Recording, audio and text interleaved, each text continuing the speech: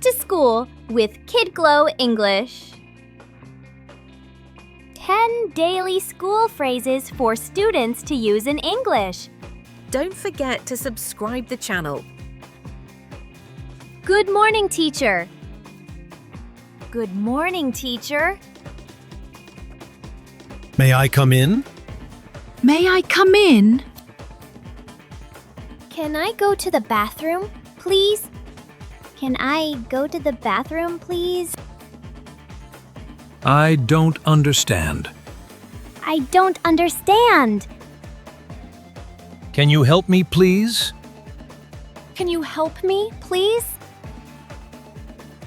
What page are we on? What page are we on?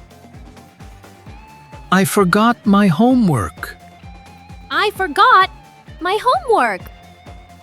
Can I borrow a pencil? Can I borrow a pencil? It's time for lunch. It's time for lunch. Goodbye. See you tomorrow. Goodbye. See you tomorrow. And now, let's learn about people in school. Teacher. Teacher. Student. Student. Pupil. Pupil. Principal. Principal. Head teacher. Head teacher. Vice principal. Vice principal.